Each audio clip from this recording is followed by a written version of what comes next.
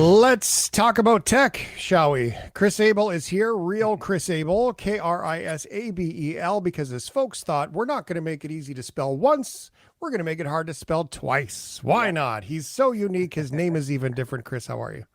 I'm doing well. I'm doing well. It's fun having a name that's always at the top of every alphabetical list. So in school, I get to do the book report first before First, anybody else does. It's just, yeah. very good. How many times a day do you think you spell Chris to other people? What do you call Uh, for customer support? yeah. Well, I was told at customs that my name is really, really rare. When I went to get my passport done up, they made a point of talking to me about my name. They were like, Abel? Wow, we don't get many Abels here. And I was like, Oh, oh, wow. okay, neat. Very good. I was thinking, Chris, I have got another friend who's a K, Chris with a K. So, other than Kringle, because he's my other friend.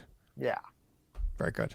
We're talking tech. We've chatted about this a little bit on the show, and here's some more details. In fact, all the details you need to know is Ray-Bans have had Meta glasses and stuff like that. You've had the cameras in there. They've got Yeah. little speakers in the arms. Cool stuff, right?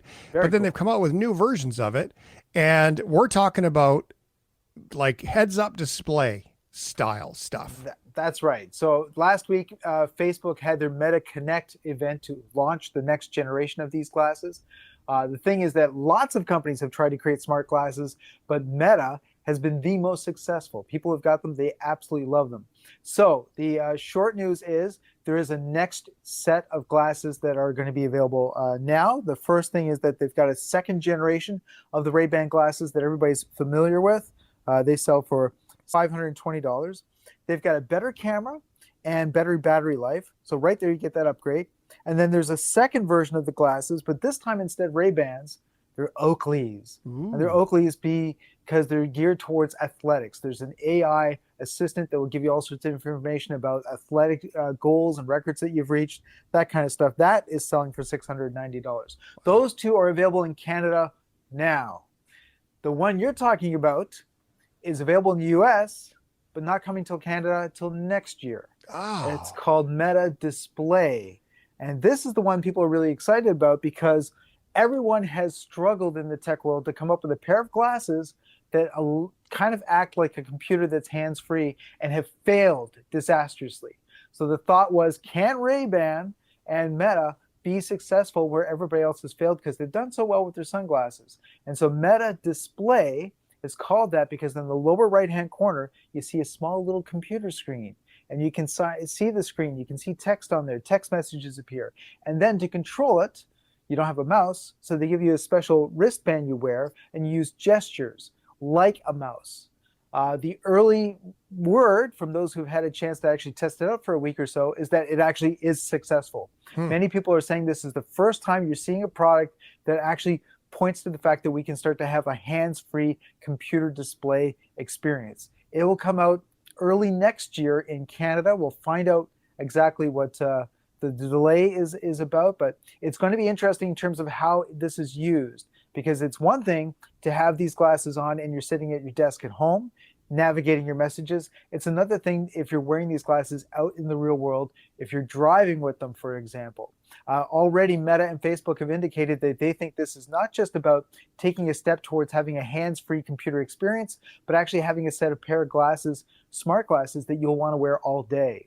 You know, Hmm. the Ray-Bans, you wear them for a couple hours maybe, and then that's it. But they're saying, no, we're getting to the point where you're going to have a pair of glasses that are going to be able to wear all day long.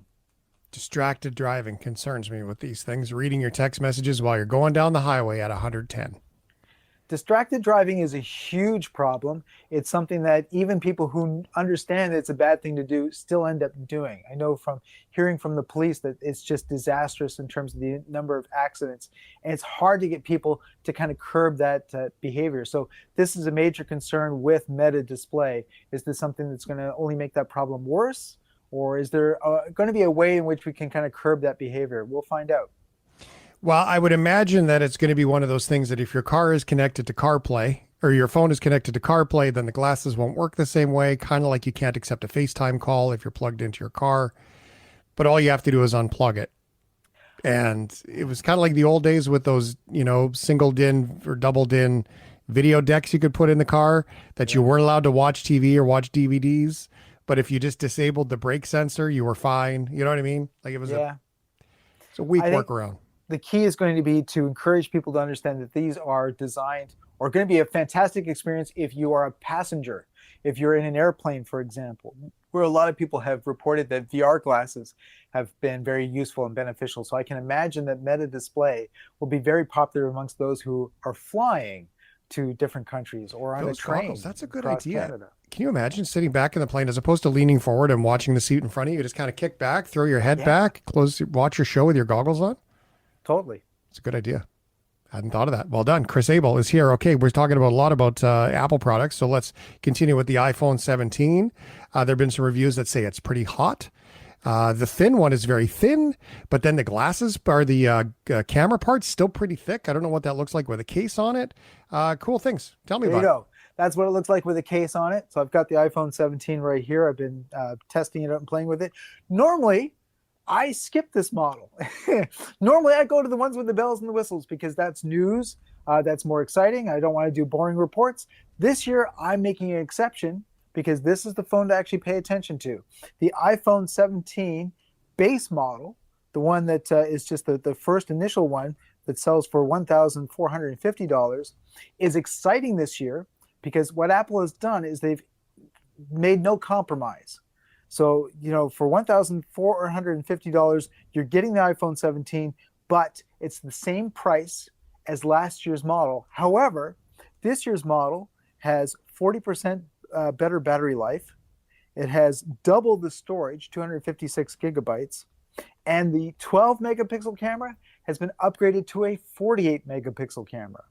So right away, the base model now is one that has no compromises. That becomes an immediate, if you're a budget user, you're somebody that you're on a tight limitation, this becomes the year that you want to buy. And it's funny because I'm not the only one that's come to that conclusion, because there's a lot of people that are looking at this and saying, look, we love the iPhone 17 Air. It's very, very thin, impossibly thin as Apple puts it, but it's also an indicator that Apple's ready to go for their folding phone, because the iPhone 17 Air is only a few skips away from being a folding phone. So why buy the iPhone Air when you can just save the money and put that towards getting next year's folding phone? This year, just get the base iPhone 17. It's fantastic. You're getting all these upgrades, and of course, the price has not changed. Other people have thought of this because automatically we just got reports that Apple has seen a demand that outstrips their supply. Right now, iPhone 17s, the base models, are selling out everywhere. The demand is way high. Apple did not guess that the demand was going to be that high. Their supply is low. It's kind of the same situation that we saw with the Nintendo Switch 2 when it came out. The demand is way off the charts. And so right now they're trying to get their manufacturing partners in gear to start pumping out more iPhone 17s rather than the more expensive phones with all the bells and whistles. Oh, that's interesting to look at it that way. Or really good marketing. You never know. Yeah. Could go either way. I wouldn't put it past them. Just for the sake of time, Chris, we're going to save your robot one for next week because we're just a little short on time. The camera's on the back with the case on it. Did you find it's too bulbous, or is it okay? No. As you can see, it's not really that No, noticeable. it's about the same. Hey, it looks about the same. I have the had a Z problem Fold, the Samsung Z Fold 4. Okay. The Flip 4, I think that's what it's called. Anyway, but opening and closing, it's not like the old times where you used to be able to just go flick with your thumb. So that's going to be the magic of those folding phones, right? I agree. Yeah, because We'll see. you're like, open it up, talking to it. It's good stuff. All right, real Chris Abel on all the socials. You can find Chris nice and easy, KRISABEL, and get connected with all things tech. Thank you, my friend. Yes. All right. Take care.